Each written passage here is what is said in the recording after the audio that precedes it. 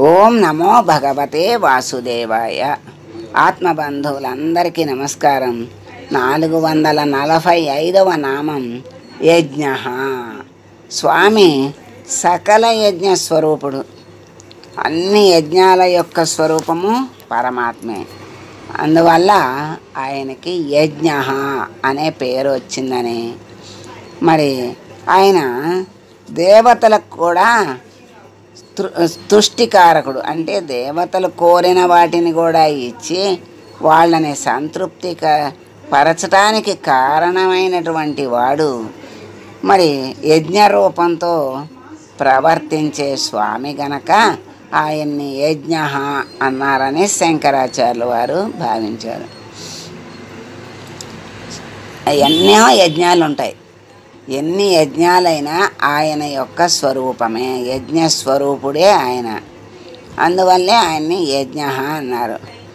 మానవులకే కాదు, దేవతలకు కూడా తృప్తిని ఇచ్చేటువంటి యజ్ఞ రూపంలో తృప్తిని ఇచ్చేటువంటి వాడు గనక యజ్ఞ అన్నారని శంకరాచార్యులు వారు చెప్పారు.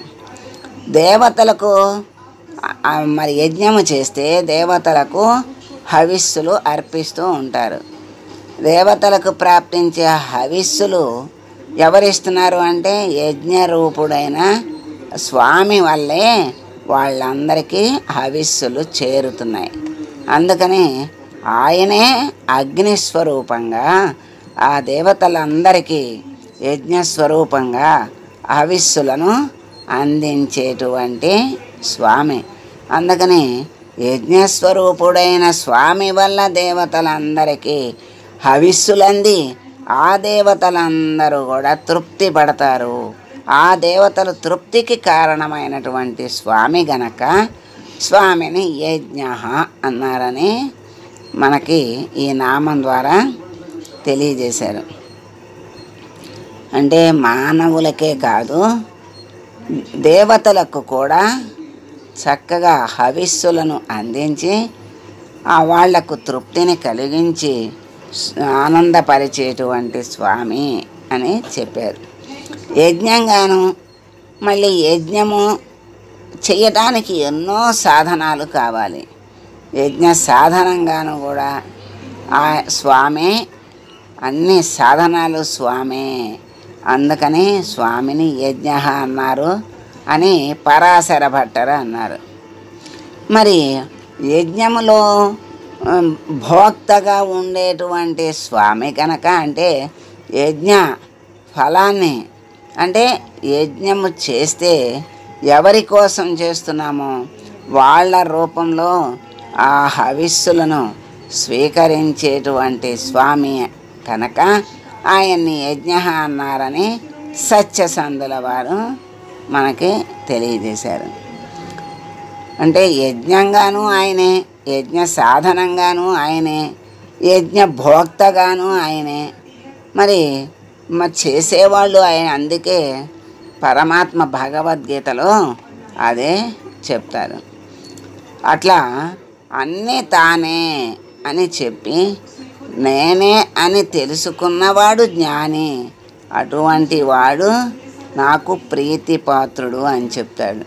యజ్ఞ భోక్త కూడా ఆయనే, యజ్ఞము చేసేవాడు ఆయనే, హవిస్సులు అందించే ఆయనే, తీసుకునేవాళ్ళు ఆయనే. అందుకని యజ్ఞ అన్నారు. యాజ్ఞికులు ఓం యజ్ఞాయ నమః అనే స్వామిని శ్లాఘిస్తూ ఉన్నారు. మరి ఇంకాస్త అర్థం కూడా మనం తెలుసుకుందాం. యజ్ఞము అంటే అందరికీ ఉపయోగించేటువంటి మంచి పని అని అర్థం. అంటే యజ్ఞము చేశారు అంటే ఎంతోమందికి ఉపయోగపడుతుంది. లోక కళ్యాణం కోసం మహానుభావులు ఎన్నో యజ్ఞాలు చేస్తూ ఉంటారు. ఆ లోకలో ఉన్న వాళ్ళందరికీ ఆ యజ్ఞ ఫలం అనుభవిస్తారు, అందరికీ వస్తుంది. చేసింది ఒక్కచోట కొంతమందే చేసినా లోక కళ్యాణార్థం అని వాళ్ళు సంకల్పించి చేస్తే అందరూ కూడా దాన్ని అనుభవిస్తారు. మరి యజ్ఞం అంటే అందరికీ ఉపయోగించే మంచి పని కనుక దాన్ని యజ్ఞం అన్నారు. ఔదార్యంతో ఫలాపేక్ష లేకుండా మరి ఇతరుల యందలి ఆంతర్యామిని చూచి చెయ్యటమే అది యజ్ఞము అన్నారు. ఇట్లా యజ్ఞార్థం ప్రపంచంలో ఉండేటువంటి జీవులకు, సజ్జనులకు మహర్షుల రూపంలో వాళ్ళ యందలి యజ్ఞస్వరూపంగా ఎవరున్నారు అంటే నారాయణుడే ఉన్నాడు. నారాయణుడే. మనం అనుకుంటాం, అయ్యో పెద్ద పెద్ద యజ్ఞాలు మనం చేయలేము, మరి ముందు యుగాల్లో యజ్ఞాలు చేస్తే ఫలితం అని చెప్పారు. ఆ యజ్ఞాలు కలియుగంలో అంతమంది చేయలేరు, అంత మరి శ్రమ పడలేరు. కనుక కలియుగంలో నామమే ముక్తికి మార్గం అని చెప్పాడు పరమాత్మ ఎంతో తేలికగా. ఈ కలియుగంలో అలాంటివన్నీ అందరూ చెయ్యలేరని ప్రేమతో, దయతో నామస్మరణే ముక్తికి మార్గం అని చెప్పాడు. అంత సులువైన దాన్ని మరి జనులందరికీ, బిడ్డలందరికీ అందించాడు దయామయుడైన పరమాత్మ. మరి బిడ్డలంటే తల్లిదండ్రులకి ప్రేమ కదా, ఆ ప్రేమ చేతే అతి సులువైన మార్గాన్ని అందించాడు. అటువంటి అంత సులువైన మార్గాన్ని అందుకుని అందరూ కూడా తరించటం చాలా తేలిక. అందుకే దాన్ని అందుకోలేకపోతున్నారని పరమాత్మ కోట్లని అన్ని రకాల్లోనూ అన్నిటితో అందరి ద్వారా వాళ్ళని ప్రేరేపించి కోట్లని ప్రారంభించి మరి అందరితో చేయించి అందరికీ అనుగ్రహాన్ని పరమాత్మ ప్రసాదిస్తున్నాడు. అందుకని ఆ అవకాశం ఎవరికి వస్తుంది అంటే అర్హత ఉన్న వాళ్ళకే భగవంతుడు దాన్ని అందిస్తూ ఉంటాడు. అర్హత ఉన్నవాళ్ళు అందిస్తాడు. అందించిన దాన్ని అదృష్టంగా భావించి అందుకుని దాన్ని మరి ఆచరించి భగవంతుడికి ప్రీతిపాత్రులు అవ్వాలి. మరి అది ఒక యజ్ఞం. రోజు అలా ఒకటి చదువుతున్నాం అనుకోండి, అది ఒక యజ్ఞం. అయ్యో మేమేమి చదవలేము, చదువు రాదు అంటారు. మరి రోజు నామస్మరణ, రామరామ అనటం ఎవరికి రాకపోదు, కృష్ణ కృష్ణ అనటం రాకపోదు, శివ శివ అనటం రాకపోదు. అలా స్మరణ ఏకంగా చేసినా అది యజ్ఞమే. ఒక చిన్న పనిని ప్రతిరోజు చేస్తే, మంచి పనిని, దాన్ని యజ్ఞం అంటారు. ఇప్పుడు అగ్నిహోత్రుణ్ణి రోజు మనం ఉపయోగించుకొని పాకాలన్నీ చేసుకొని, పాకాలంటే తీపి మధురమైన పదార్థాలే కాదు, మరి అన్నీ ఆహార పదార్థాలన్నీ తయారు చేసుకుని మనం ఆకలి తీర్చుకుంటున్నాం, భుజిస్తున్నాం, తృప్తిగా హాయిగా ఆనందంగా తింటున్నాం. దానికి ప్రతిఫలంగా ఆ అగ్నిదేవుడికి కొంచెం సమర్పణ మనం చెయ్యాలి. ఒక నమస్కారం సమర్పణ. మరి పాలు పెడితే పాలు అగ్నికి అర్పణ, నూనె పెట్టి వంట చేస్తే అది సమర్పణ, అన్నం కొంచెం సమర్పణ. అలా ఏది మనం దాని మీద చేస్తున్నామో అది సమర్పణ.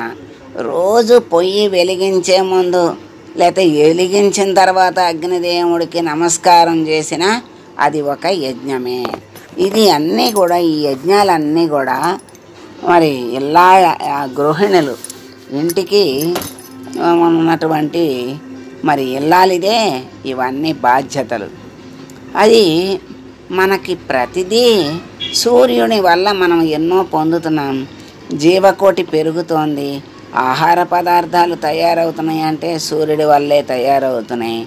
అవన్నీ మనం గ్రహించి ఆ సూర్యనారాయణ స్వామికి ఒక నమస్కారం చేసుకుంటే ఆయన నమస్కార ప్రియుడు, నమస్కారంతో తృప్తి పొందుతాడండి. అర్ఘ్యం కాసిని జలం ఆయనకు వదిలితే ఆయన తృప్తి పడిపోతాడంట. మరి అంత తేలిగ్గా తృప్తి పడేటువంటి ఆ భగవత్ స్వరూపాలకు మనము అలా వాళ్ళు సూచించినదే, వాళ్ళు చెప్పినదే మనం వాళ్లకు అర్పణ చేసి వాళ్ళ అనుగ్రహానికి పాత్రులమైతే రోజు ఒక నమస్కారం చేయటం యజ్ఞం.